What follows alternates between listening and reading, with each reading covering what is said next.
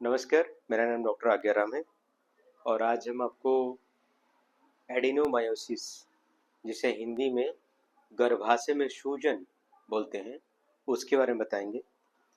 तो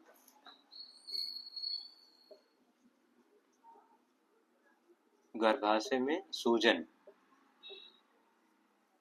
या फिर इसको इंग्लिश में एडिनोमायोसिस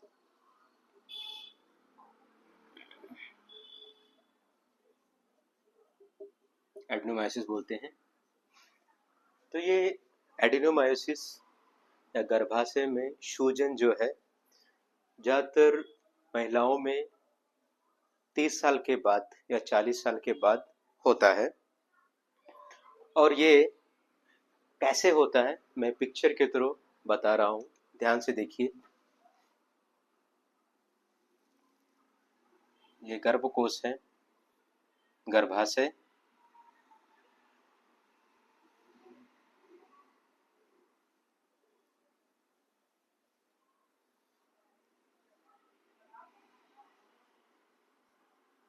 ये हो गया अंडाशय, जिसे हम इंग्लिश में ओवरी बोलते हैं। ये हो गया गर्भाशय या गर्भकोश।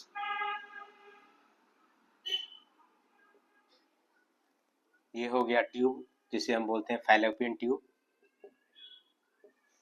इसको हम बोलते हैं सर्विक्स, इस एरिया को सर्विक्स या गर्भमुख बोल सकते हैं इसको हिंदी में। और ये हो गया वेजाइना, जिसे हम योनि बोलते हैं। अब ये जो महिलाओं का प्राइवेट पार्ट है या जो उनका, इसमें क्या होता है, यूट्रस के गर्भाशय के 3 लेयर होते हैं। तो ये अंदर का लेयर होता है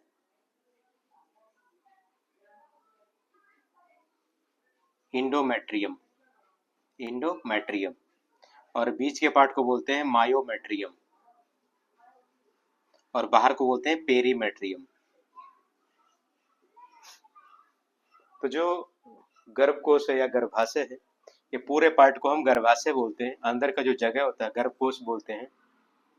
पाइप को हम फैलोपियन ट्यूब और इसे हम अंडाशय, ओवरी को बोलते हैं। उसके बाद में ये जो गर्भाशय है या यूट्रस है, इसके 3 लेयर होते हैं। अंदर के लेयर को हम बोलते हैं इंडोमेट्रियम, बीच वाले को बोलते हैं मायोमेट्रियम एंड इसको बोलते हैं पेरीमेट्रियम। तो जो बीच का जो जगह है ये बहुत ही स्मूथ रहता है और इसी में ये सूजन जो होता है, इसी पार्ट में सूजन हो गया क्या होता है, बच्चेदानी या गर्भ जो है गर्भाशय बड़ा हो जाता है। तो इसी को जो बच्चेदानी बढ़ता है, इसी को हम क्या बोलते हैं, एडिनोमायोसिस इंग्लिश में। हिंदी में बोलते हैं गर्भाशय में सूजन।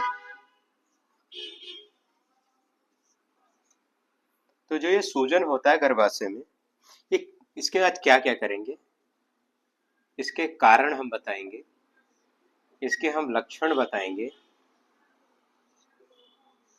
और गर्भाशय क्या है हम बता ही दिए हैं।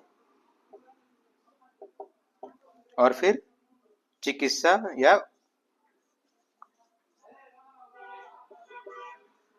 या बचाव बोल सकते हैं, प्रिवेंशन।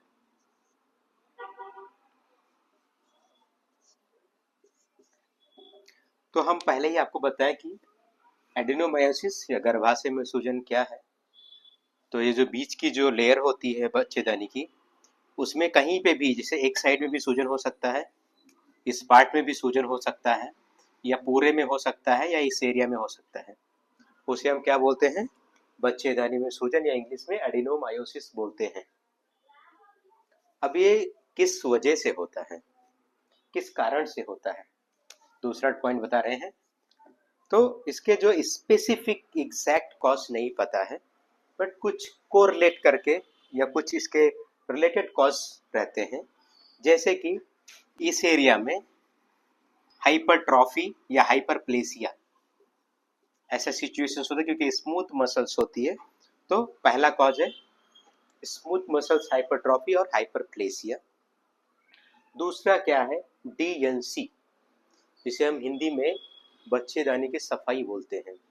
तो जैसे पेट में बच्चा रहता है तो कभी मिसकैरेज होता है या अबॉर्शन हो जाता है, तो पूरा अबॉर्शन ना होके गर्भकोश में थोड़ा सा पार्ट पड़ा रह जाता है, जिसे हम बोलते हैं रिटेन प्रोडक्ट कंसेप्शंस। तो क्या होता है कि गायनोकोलॉजिस्ट जो है इसको कटेज करती हैं, सर्विस को डायरेक्ट करके कटेज करती हैं, फिर वो कचरा निकालती है। तो कभी कभी रिपीटेड बार बार डीएनसी करने से, कहीं पे इंजुरी होने से या फिर ऐसा सिचुएशन आने पे बच्चेदानी में सूजन आती है। तीसरा है सीजेरियन सेक्शन।